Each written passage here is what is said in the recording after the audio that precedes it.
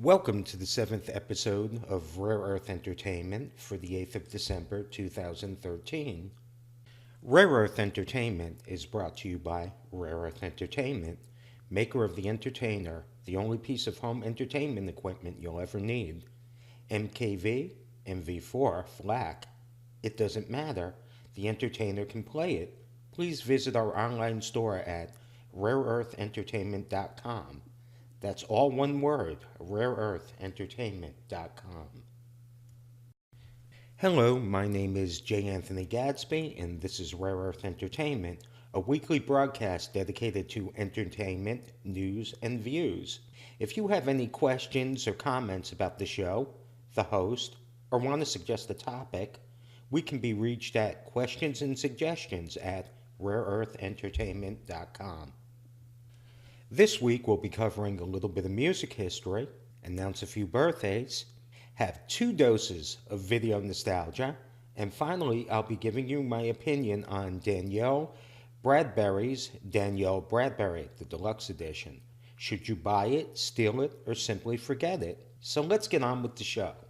A trio of birthdays today. The multi-talented Sammy Davis Jr. was born on this day in 1925. He died of throat cancer on the 16th of May, 1990. Our second birthday is Jim Morrison of The Doors, who was born on this day in 1943. Morrison died of heart failure in a Paris hotel bathtub on the 3rd of July in 1971.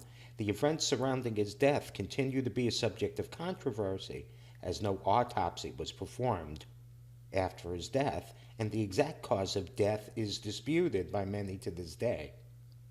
Finally, a happy 47th birthday to the only living member of the trio, Sinead O'Connor, noted Irish singer, songwriter, and activist. On a sadder note, 33 years ago today, in 1980, John Lennon was shot 5 times by 25-year-old Mark David Chapman outside the Dakota Building in New York City, where John and Yoko lived.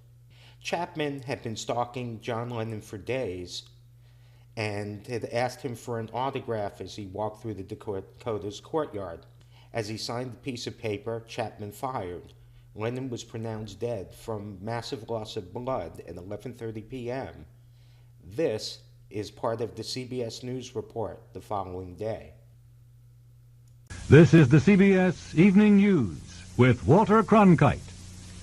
Good evening. The death of a man who sang and played the guitar overshadows the news from Poland, Iran, and Washington tonight. Former Beatle John Lennon, who was 40, was shot and killed last night outside his luxury apartment in New York. The alleged killer is an unemployed security guard and printer who had lived in Hawaii. News of Lennon's death touched off a wave of shock and mourning around the world. Steve Young reports. The shooting happened at the Dakota apartment building minutes after John Lennon and his wife Yoko Ono left a recording session. When they got out of their limousine, a waiting gunman said Mr. Lennon, crouched in military stance, and squeezed off at least 4 shots from a .38 caliber pistol. Within 2 minutes of the time I got there, they brought out Lennon. He was limp. He had blood coming outside of his mouth. He had his glasses on, and there were maybe 5 or 6 police officers holding him, carrying him, putting him in the back seat of a car. And very quickly, Yoko was with him. Lennon was rushed to the nearest hospital just a few blocks away, but was dead on arrival. His body was taken to the morgue. We have arrested Mark David Chapman of 55 South Kukui, Kukui Street, Hawaii, for the homicide of John Lennon. Chapman checked into this YMCA last Saturday, moved into a Midtown hotel the next day, was seen outside the Dakota over the weekend and yesterday. According to police, he managed to get Lennon to autograph a record album. During arraignment, Chapman was charged today with second-degree murder. He showed no reaction or emotion. The assistant district attorney said Chapman committed a deliberate, premeditated execution of John Lennon in a cool, calm, calculated manner. Chapman's court-appointed attorney called the shooting an apparently motiveless crime and told the court Chapman had tried twice in the past to commit suicide. Next court appearance is set for January 6th. Chapman will be kept under suicide watch while undergoing psychiatric evaluation at Bellevue Hospital. Steve Young, CBS News, New York. Miss Ono announced today there will be no funeral service. She said, "We will set a time for a silent vigil to pray for his soul. John loved and prayed for the human race. Please pray the same for him." In recent years, Lennon had retired from the music scene, becoming what he called a house husband, caring for his son, cooking and baking bread while his wife managed their business affairs. He emerged from seclusion only recently, making an album with his wife. And then last night, he crossed paths with another guitar player. We have two reports on the alleged killer, beginning with Bob Seavey in Honolulu. 4 years ago, Chapman came to Hawaii looking for the good life. His income came from a job in the print shop at Castle Memorial Hospital. He quit a year ago, but some there still remember him. He did his job well, faithfully, sometimes even beyond what we asked him to do. He'd come up with even more creative suggestions than maybe what we had given to him. He just was just a good guy. Printing was dull work, but he took pictures too and drew posters. He imitated Salvador Dali. This was Chapman's Dali favorite. He married and moved here, and until recently worked as a security guard.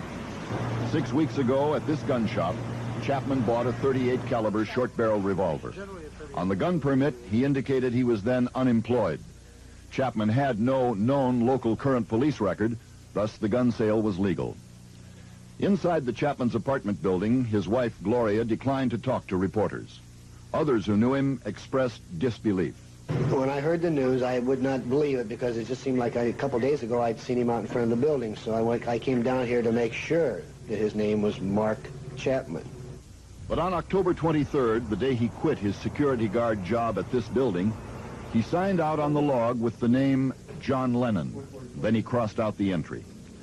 Another guard remembers seeing Chapman in uniform. His name tag was pasted over with another name, John Lennon. A week and a half ago, Chapman left Hawaii for New York. He was alone. Bob Seavey for CBS News, Honolulu. David Chapman was born at Harris Hospital in Fort Worth on May 10, 1955. His father was an Air Force staff sergeant, but little is known about the early years spent at this Washington Street home in Fort Worth.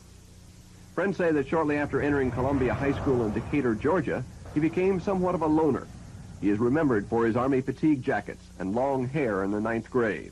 He wore the Army jackets and maybe got a little bit on the rough side, if not rough behavior-wise, rough looking anyway. But the thing that I think I remember about Mark is that it seemed like the 11th grade, Mark became involved in the Jesus movement.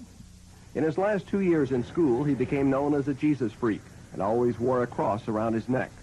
His only extracurricular activity at school was the chorus, although he did play guitar in a rock band for a brief period. Friends remember his large record collection that included many Beatles records. He is said to have been a fan of John Lennon since childhood. After graduation, he apparently had to sell part of that record collection in order to pay for his move to Hawaii. His father, who worked for an Atlanta bank, remained in his home today, saying only that he would have no comment. Bruce Hall, CBS News, Atlanta.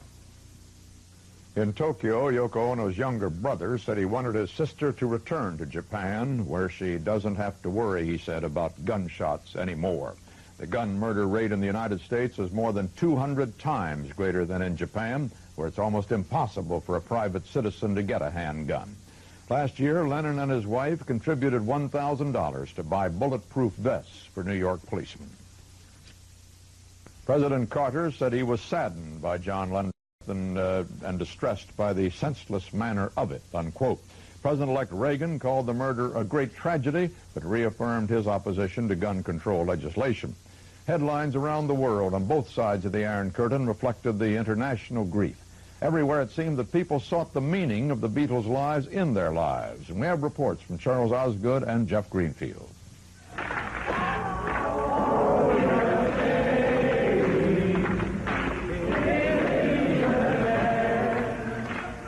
When word of what had happened got out, many people felt compelled to go to the Lennon's building, to stand outside and lend their presence to the night, and in their own rough way, to sing.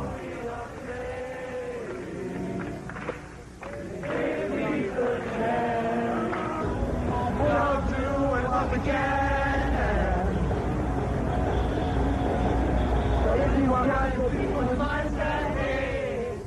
Today, there were still crowds out there. Ringo Starr, who had been on vacation in the Bahamas, flew to New York and visited briefly with Yoko. He made no public statement. It wasn't a day for dealing with the public. Near Oxford, England, George Harrison stayed inside his mansion. The spokesman came out to say, he's just stunned like everyone else. He can't believe it's happened. Paul McCartney, Lennon's songwriting partner, issued a statement in London. John was a great man, he said. He will be missed by the whole world. And so it seemed. Around the world, radio stations played Lennon's songs. Some played nothing but. People sent flowers, came with messages expressing their own feelings. Others wanted to go buy Beatles records. One New York store sold over 500 this morning. Because I was in the 60s, so I remember him very, very well. Very, very shocked by it. He felt that if he had a message at all for this decade, it was about family. It was about love and caring, and it was very tender. It seems like all the people that are really dedicated to peace always get cut down by nuts with guns like Martin Luther King and John Kennedy and John Lennon. Everybody has got to find what John Lennon meant to them. America and the world mourned today, and with reason. It has been said that one thing about John Lennon's songs is that the words were moving because they seemed so right for their time. That was true today. Too true.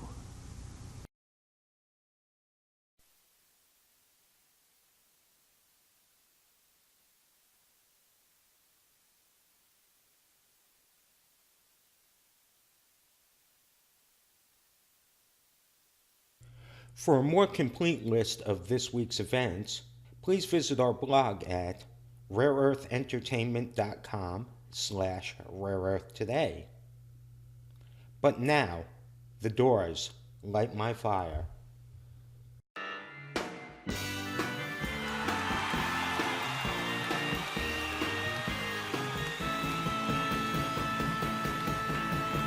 Know that it would be untrue.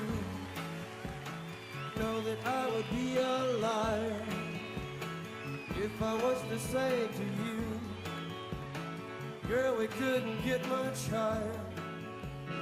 Come on, baby, light my fire. Come on, baby, light my fire. Try to set the night on fire. Time to hesitate is through. No time to wallow in the mire. Try now, we can only lose.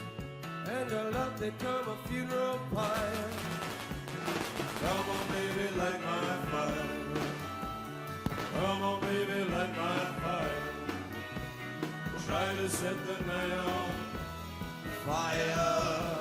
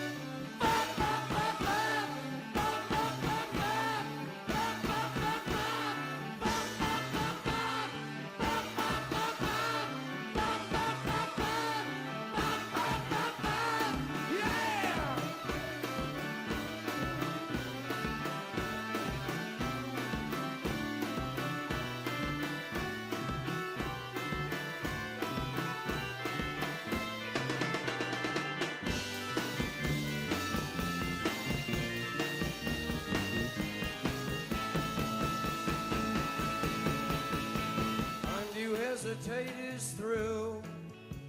No time to wallow in the mire. Try now, we can only lose. And our love become a funeral pyre. Come on, baby, light my fire. Come on, baby, light my fire. I just said the night out. Oh, yeah. Know that it will be untrue. Know that I would be a liar if I were to say to you, girl, it couldn't get much higher. Come on, baby, light my fire. Come on, baby, light my fire. Try to set the night on fire. Try to set the night on fire. Try to set the night on fire. Try to set the night on fire.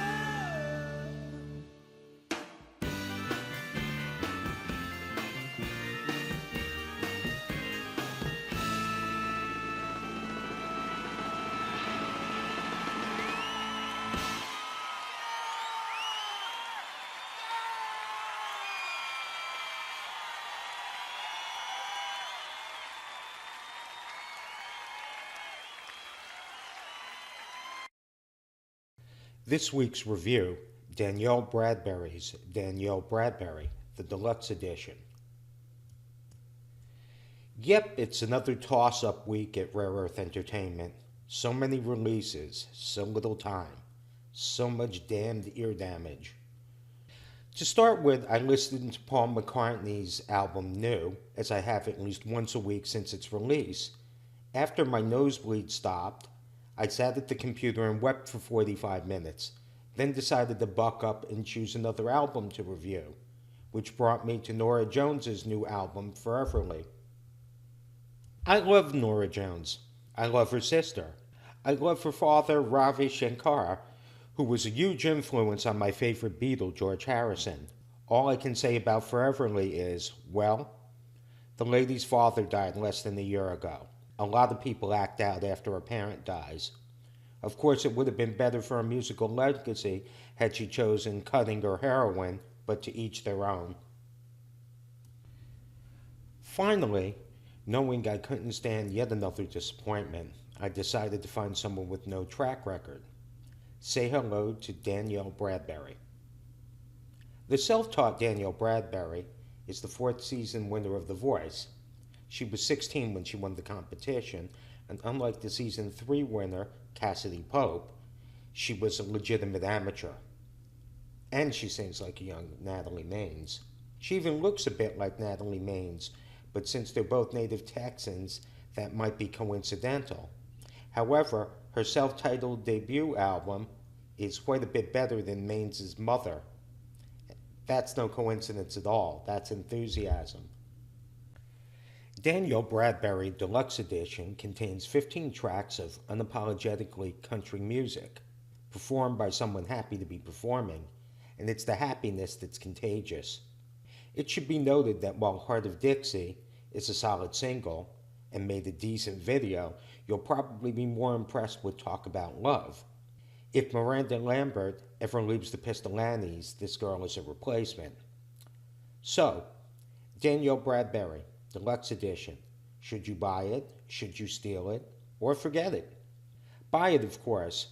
For the moment, here's a young country singer who wants to be a country singer. Let's see if we can keep her. Well, that's it for this week. I'll be back next Sunday with an all-new episode. Until then, Danielle, take it away.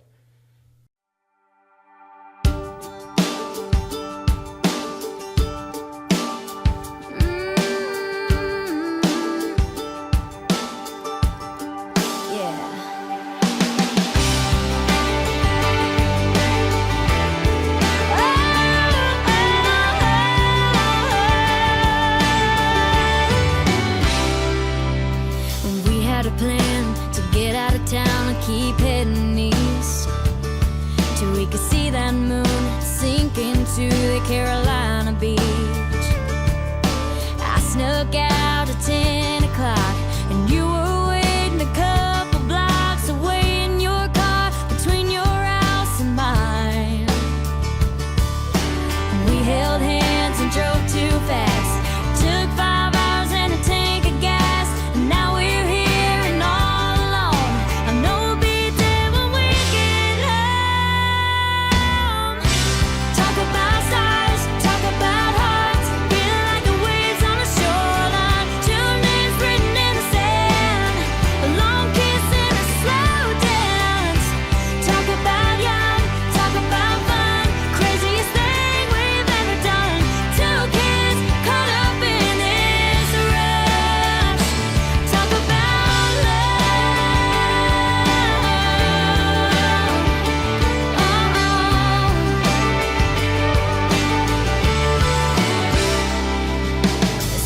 her shoes and run down to that old boardwalk.